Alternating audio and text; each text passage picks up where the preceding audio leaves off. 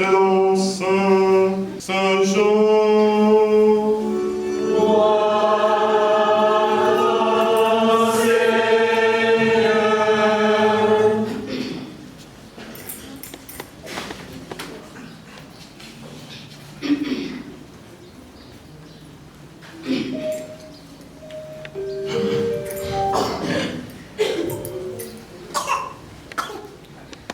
Le premier jour de la semaine, Marie-Madeleine se rend au tombeau de grand matin. C'était encore le ténèbre. Et s'aperçoit que la pierre a été enlevée du tombeau. Elle court donc trouver Simon-Pierre et l'autre disciple, celui que Jésus aimait. Elle leur dit: on a enlevé le Seigneur de son tombeau et nous ne savons pas où on l'a déposé. Pierre partit donc avec l'autre disciple pour se rendre au tombeau. Ils couraient tous les deux, mais l'autre disciple courut plus vite que Pierre et arriva les premiers au tombeau. En se penchant, il s'aperçoit que les linges sont posés à plat. Cependant, il n'entre pas. Simon-Pierre qui les suivait arrive à son tour. Il entre dans le tombeau. Il aperçoit les linges posés à plat, ainsi que les suaires qu'il avait entouré la tête de Jésus, non pas posés avec un linge, mais roulés à part à sa place. C'est alors qu'entre d'autres disciples, lui qui était arrivé le premier au tombeau, il vit et il crut. Jusque-là, en effet, les disciples n'avaient pas compris que selon l'Écriture, il fallait que Jésus ressuscite d'entre les morts. Acclamons la parole de Dieu.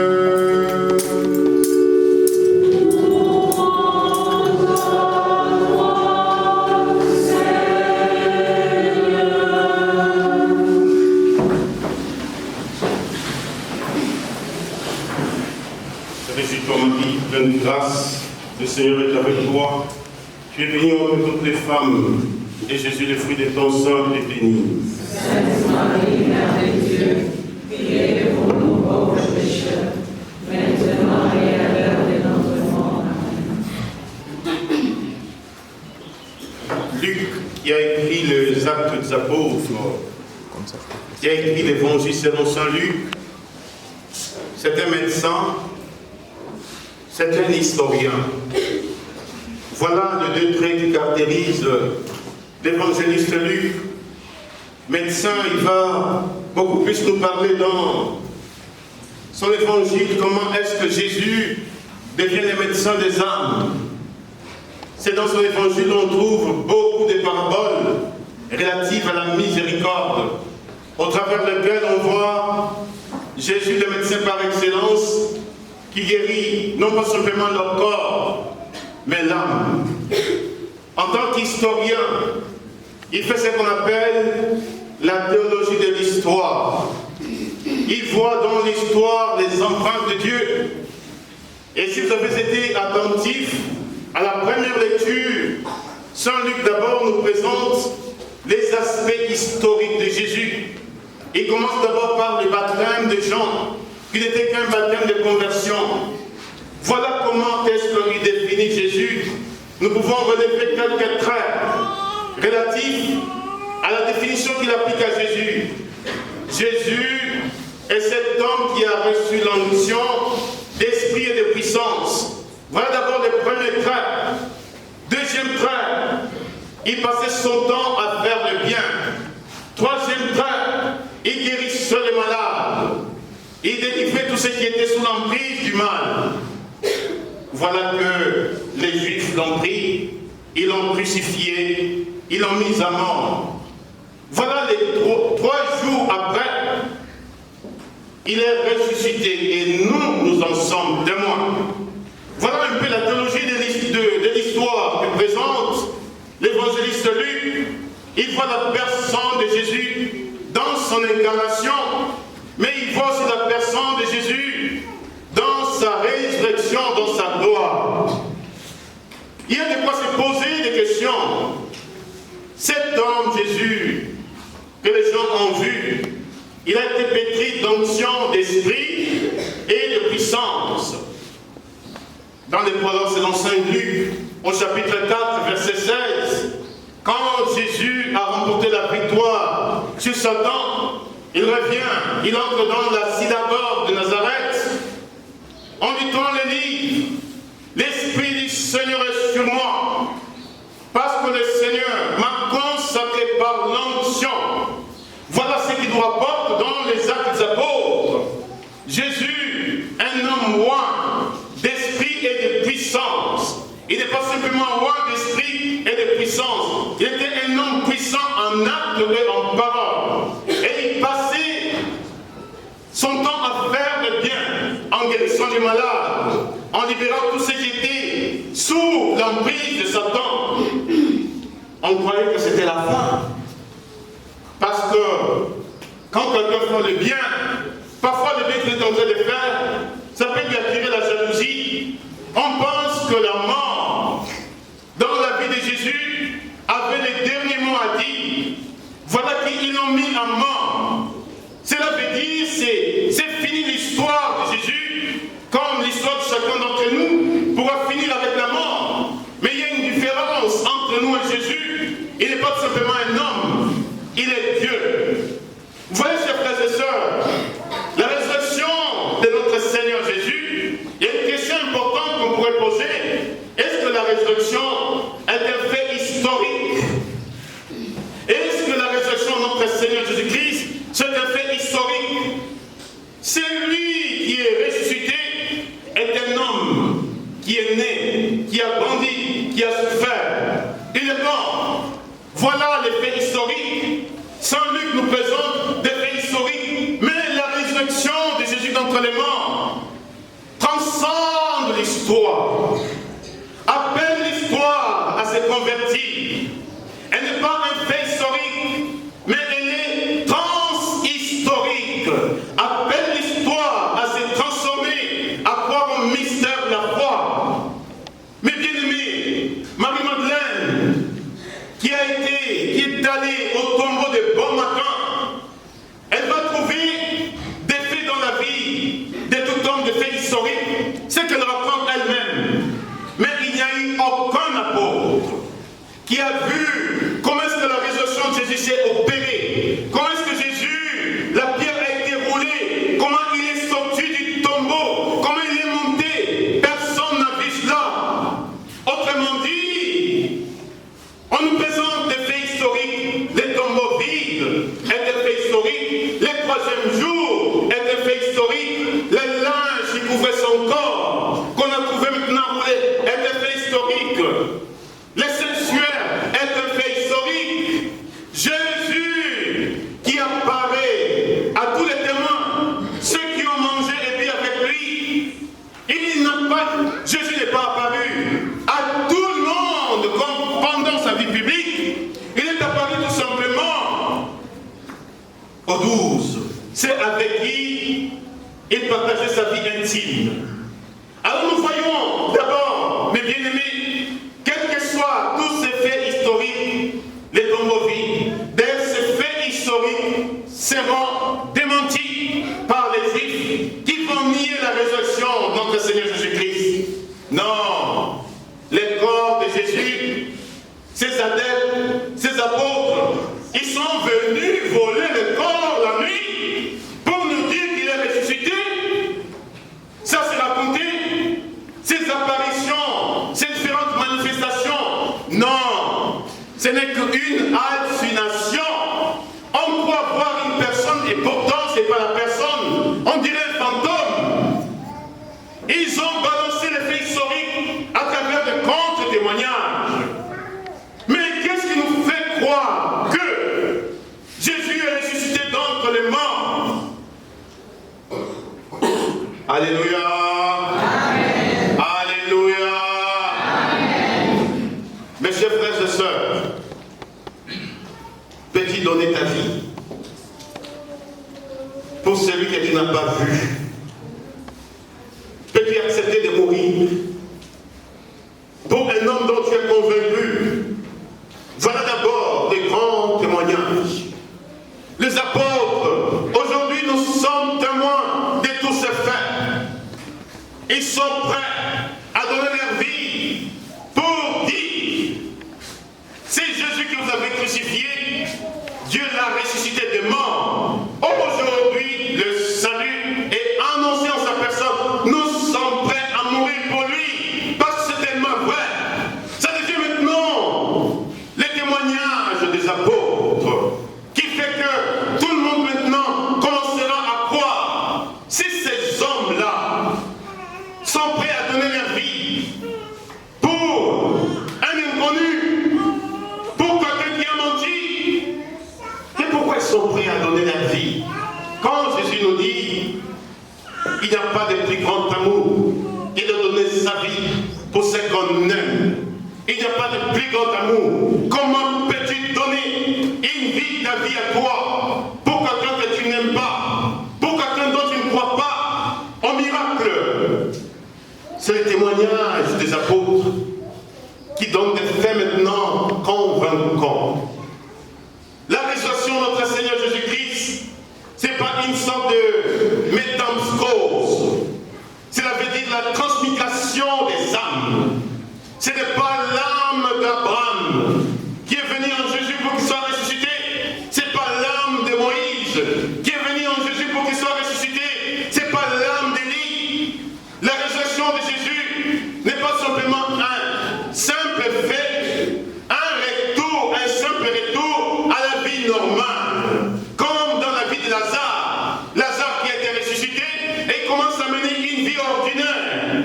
Si Jésus, sa résurrection était tout simplement un simple retour à la vie et qu'il raconte simplement une vie normale, Jésus, en tant qu'homme, se serait vengé. Il aurait commencé à dire aux uns aux autres: vous voyez, vous m'avez mis à mort, vous m'avez tué. Regardez, aujourd'hui je suis vivant. Qu'est-ce que vous avez gagné en tout cela?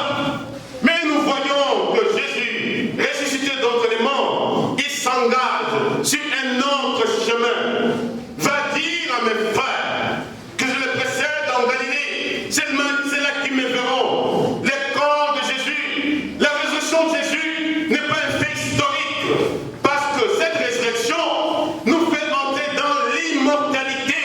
La science ne peut pas prouver l'immortalité. La résurrection de Jésus nous fait entrer dans l'incorruptibilité. La science ne peut pas prouver l'incorruptibilité. Il est mort dans l'ignominie. Il ressuscite glorieusement. Il est mort dans la honte. Il révèle l'incorruptibilité. Il est mort dans l'humiliation. Il révèle maintenant un corps glorieux. C'est pour cela que le corps de Jésus est capable de traverser le mur. Il est parmi nous.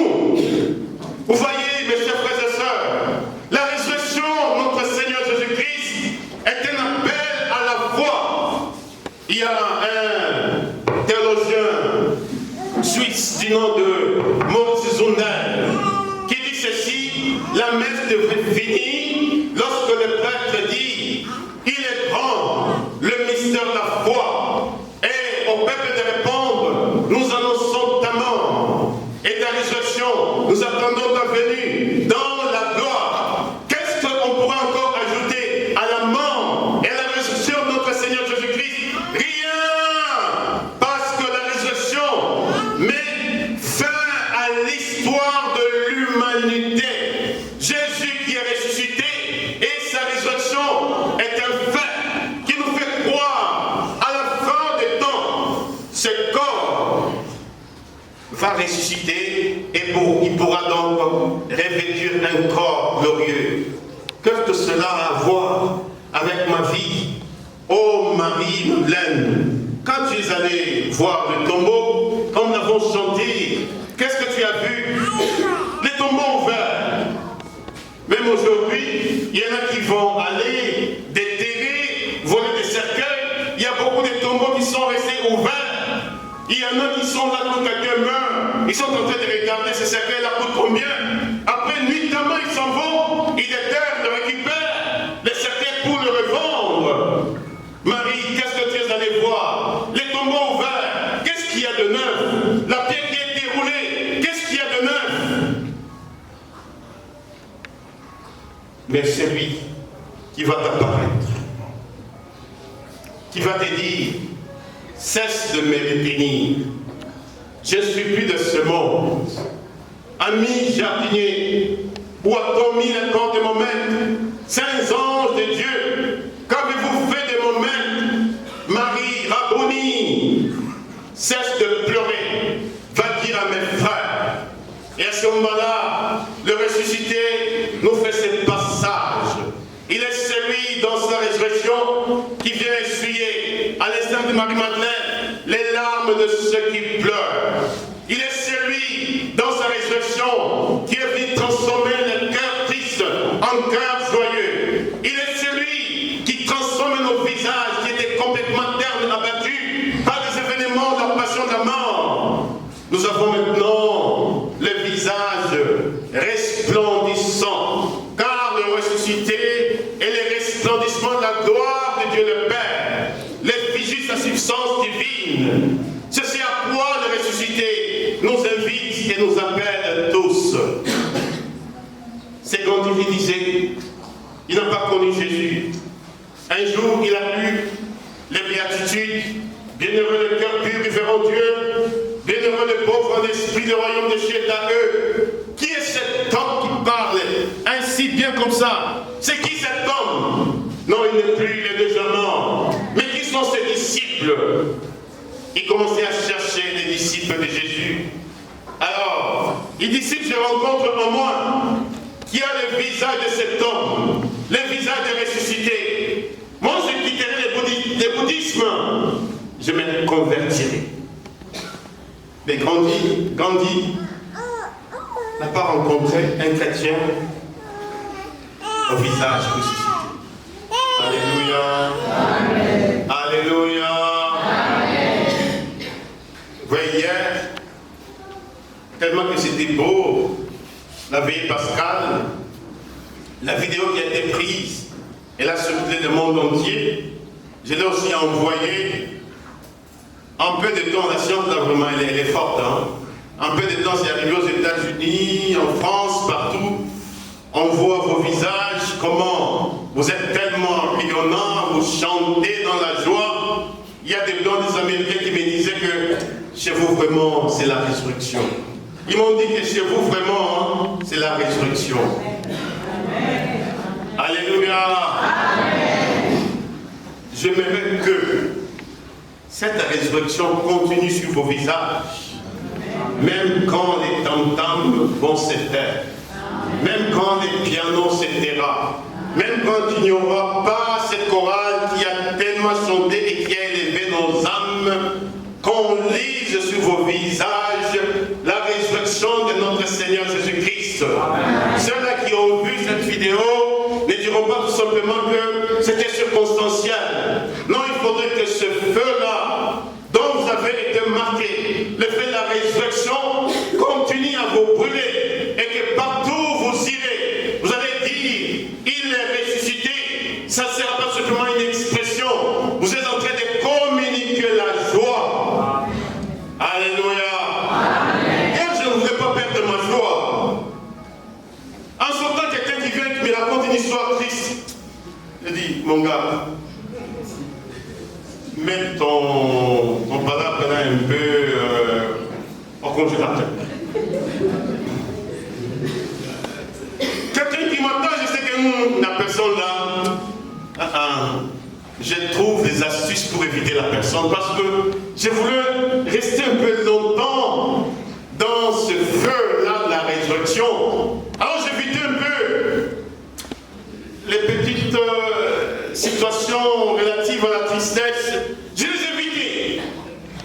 Je fuis un peu tous ces problèmes-là. Quelqu'un qui m'a... Mon père, la voiture là, révision, j'ai dit, mon ami, trouvez la solution vous-même. Hein, il y a ça. Trouvez un peu la solution. de notre Seigneur Jésus-Christ est incomparable parce que cette joie nous vient du ciel. Alléluia. Amen.